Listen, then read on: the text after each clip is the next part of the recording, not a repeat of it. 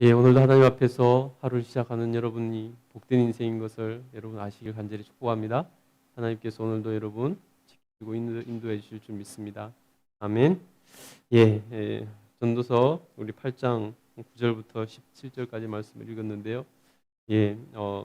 여기도 역시 악의 문제에 대해서 이렇게 전도자가 다루고 있습니다. 전도자가 인생의 의미를 찾아가는 과정에 있어서 가장 걸림돌이 되는 것이 뭐냐면 바로 이 악의 문제였다는 것입니다.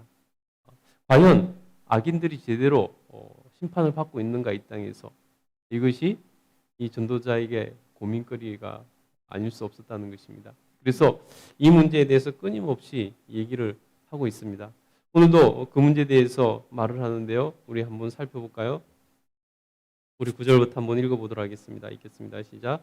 내가 이 모든 것들을 보고 해 아래서 행하는 모든 일을 마음에 두고 살핀즉 사람이 사람을 주장하여 해롭게 하는 때가 있도다.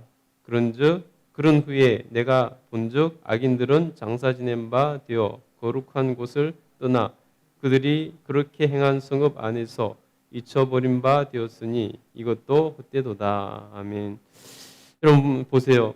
자기가 많은 것을 살피고 살폈다는 것입니다.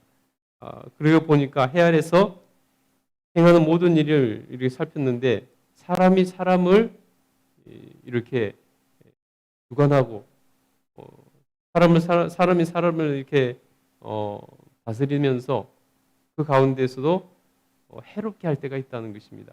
그것 때문에 해롭게 할 때가 있고 또 그것 때문에 해당할 때가 있다는 것입니다.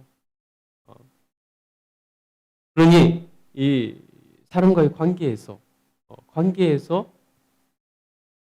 정의가 온전히 세워지기보다는 그렇지 않을 때도 있다는 것이죠.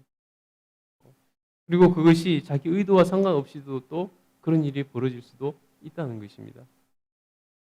그것을 이렇게 전제로 말을 하고 있는 것을 볼 수 있습니다. 그리고 나서 또 뭐라고 말합니까?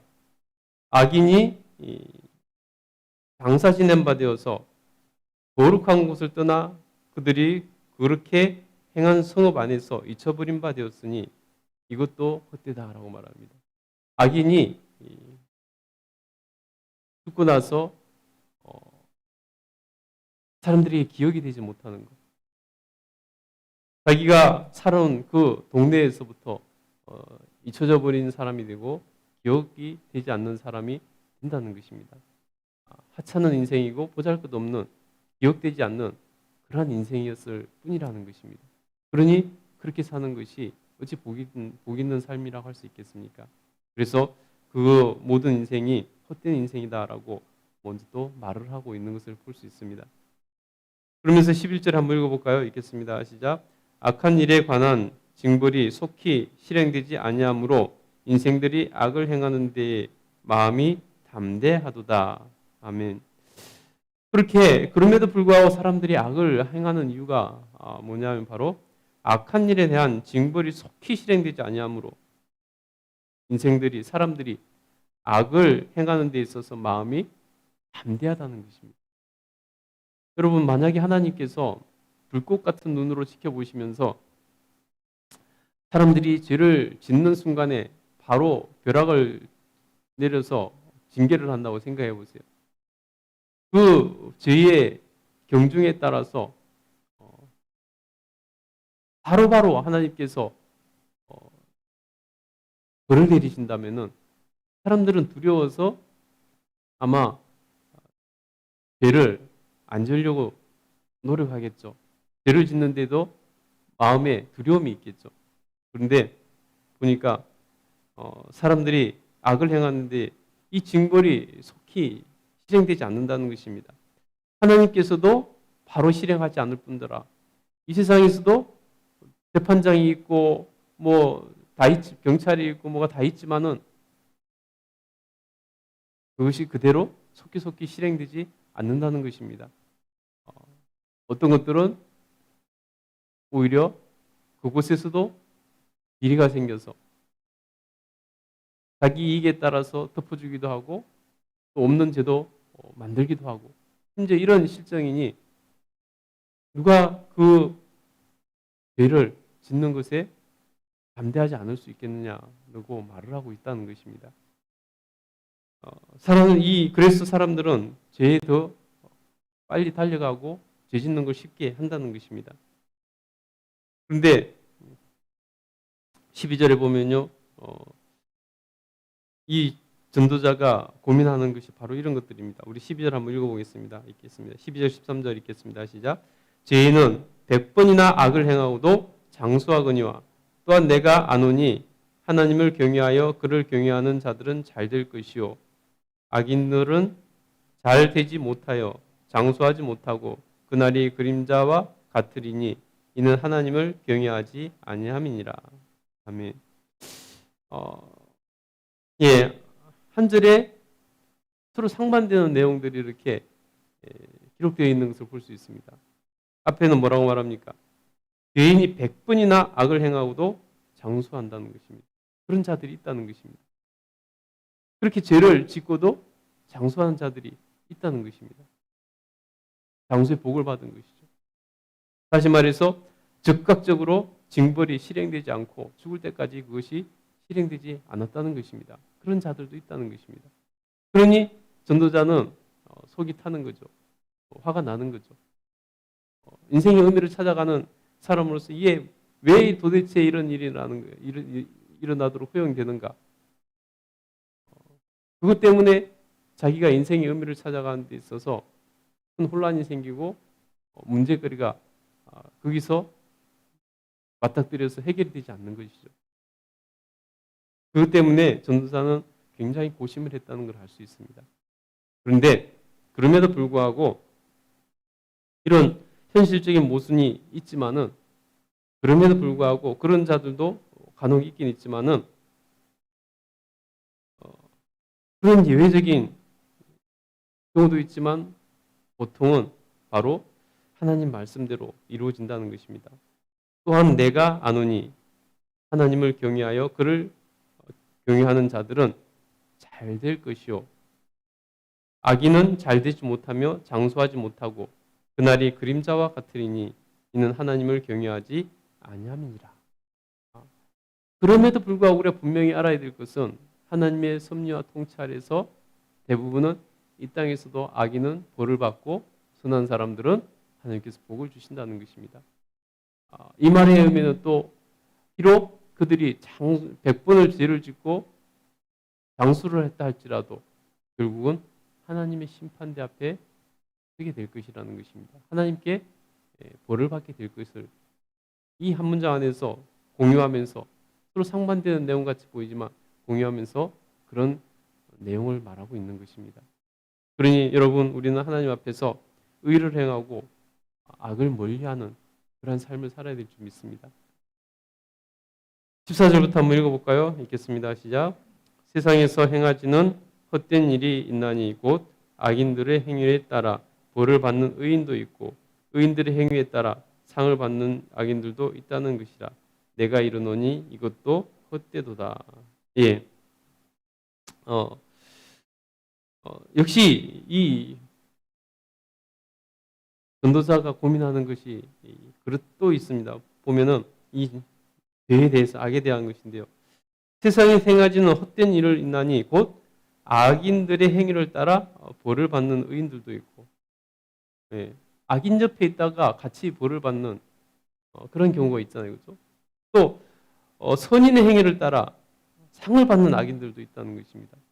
어떻게 그 조직에 끼었다가 악인인데도 불구하고 그 조직에 끼었다가 선한 리더를 만나서 같이 가다가 어떻게 같이 상을 받는 경우도 있다는 것이죠. 네. 그런 것들에 대해서 지금 그것도 헛되다. 여기 전도서에서 말하는 헛되다는 거 처음 우리가 1장 시작하면서 말했듯이 그것들도 다 물론 헛되다는 것은 말 그대로 헛된다는 의미도 있지만은 또 한편으로는 인생의 예측 불허다라는 것을 의미하는 것입니다. 그런 것들을 우리가 어떻게 될지 예측할 수 없는, 우리가 통제할 수 없는, 우리 마음대로 되지 않는 그런 일들 중에 하나다라고 말을 하고 있는 것입니다. 15절도 한번 읽어볼까요? 읽겠습니다. 시작. 이에 내가 희락을 찬양하노니 이는 사람이 먹고 마시고 즐거워하는 것보다 더 나은 것이 해 아래 없음이라.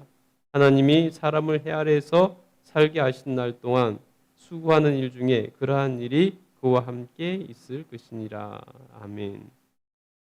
그렇게 예측 불허르고 통제가 되지 않고 내 마음대로 되지 않는 것이 인생이라는 것입니다. 그래서 인간의 한계라는 거죠. 내가 악인과 함께 있다가 벌을 함께 받을지, 선인과 함께 있다가 함께 복을 받을지, 우리 인생은 우리 마음대로 되지 않는 것이고 어떻게 될지도 사실 모른다는 것이죠. 인생의 한계를 이렇게 말을 하고 나서 바로 이 말을 하고 싶은 것입니다. 15절을 말하고 싶은 것입니다. 인간의 한계, 그런 모순에도 불구하고 우리는 그래서 인생의 의미를 찾고 그 안에서 인생을 즐겁게 살아야 된다라고 말하고 있는 것입니다. 그래서 내가 희락을 찬양하는 이는 사람이 먹고 마시고 즐거워하는 것보다 더 나은 것이 해 아래 없습니다. 그렇다고 해서 그런 일들이 생긴다고 해서 좌절하고 절망하고 그런 일 때문에 속상해서 살지 말고 너의 인생을 충분히 누리고 즐기며 행복하게 사는 것이 그것이 제일 좋은 것이고 가치 있는 것이다. 그렇게 살아야 된다라고 하고 있다는 것입니다. 여러분 우리가 신앙생활 하면서도 여러분 우리가 의무감에 젖어서만 살아서는 신앙생활이 행복할 수가 없습니다. 우리는 하나님 앞에서 행복한 신앙생활을 해야 됩니다. 그러기 위해서 어떻게 해야 되냐? 바로 하나님을 누리는 삶을 살아야 된다는 것입니다. 성경에는 기본적으로 보면은 우리가 하나님을 누리라고 말씀하시지, 물론 누리기 위해서는 본질적으로 우리가 추구해야 되는 것들이 있죠. 죄를 멀리하는 것, 이게 가장 중요한 것이고 그런 것들이 있습니다. 하나님을 경외하고 그런 것들이 있습니다. 그러나 그 모든 것은 하나님께서 우리로 하나님을 누리라고 말씀하시는 거고, 하나님의 백성들이 이 세상에 살면서 하나님의 보호 아래서 세상이 줄 수 없는 기쁨을 누리고 살라고 하나님께서 우리에게 말씀하시는 것 아니겠습니까? 그러니 우리는 이 땅에 살면서 신앙생활을 행복하게 해야 됩니다. 내 신앙생활이 행복하지 않으면 이유가 뭔지를 찾아야 되는 것입니다. 분명한 것은 뭐냐면 바로 하나님을 누리지 못하고 있기 때문에 행복하지 못하는 것이죠. 예수님께서도 뭐라고 말씀하셨습니까? 수고하고 무거운 짐진 자들아 다 내게로 오라. 내가 너희를 쉬게 하리라. 하나님 누리라는 것이죠. 기쁘게 살라는 것이죠. 수고하고 무거운 짐진 그 억압 아래서는 우리가 행복할 수가 없잖아요. 즐거울 수가 없잖아요. 기쁠 수가 없잖아요. 그 모든 것을 예수님께 맡기고 우리는 쉼을 얻고 행복을 누리고 기쁨을 얻으며 하나님을 누리는 삶을 사는 것이 우리 신앙생활이라고 주님 말씀하고 있는 것입니다. 그래서 지금 내가 기쁜 신앙생활이 아니라면 문제가 어디 있는지 우리가 분명히 그것을 찾아서 하나님 앞에서 다시 기쁨을 회복하고 하나님을 누리는 그런 삶을 살아야 된다는 것입니다. 여러분 일평생 하나님을 섬기면서 하나님을 누리며 기쁨 가운데 행복하게 신앙생활하며 살아갈 수 있게 되기를 간절히 축복합니다. 아멘. 그래서 16절 17절 한번 읽겠습니다. 내가 마음을 다하여 지혜를 알고자 하며 세상에서 행하는 일들을 보았는데 밤낮으로 자지 못하게 하는 자도 있도다. 또 내가 하나님의 모든 행사를 살펴보니 해 아래서 행하지는 일을 하는 사람이 능히 알아낼 수도 없고 다 사람이 아무리 애써도 알아보려 할지라도 능히 알지 못하나니 비록 지혜자가 아노라 할지라도 능히 알아내지 못하리로다. 아멘.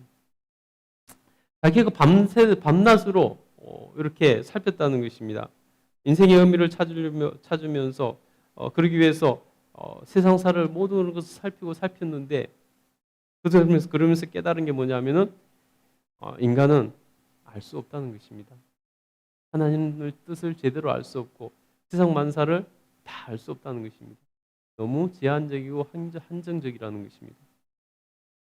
자기가 밤을 새가면서 고민을 하고 깨달으려고 애를 썼지만은 자기가 깨달은 것은 내가 모른다는 것, 자기가 알 수 있는 게 너무 제한적이고 모른다는 것을 깨달았을 뿐이라는 것입니다. 아무리 지혜가 많은 사람이 누가 나타나서 내가 모든 것을 아노라 하다 할지라도 알 수가 없다는 것입니다. 그렇게 말하는 것은 거짓말하는 것이고, 그렇게 말하는 것은 지혜롭지 못한 교만한 말일 뿐이라는 것입니다. 그래서 우리는 인간은 인생의 한계를 인정하고 하나님의 경륜을 인정하고 하나님의 섭리를 인정하고 그리고 하나님 뜻에 우리 인생을 맡기고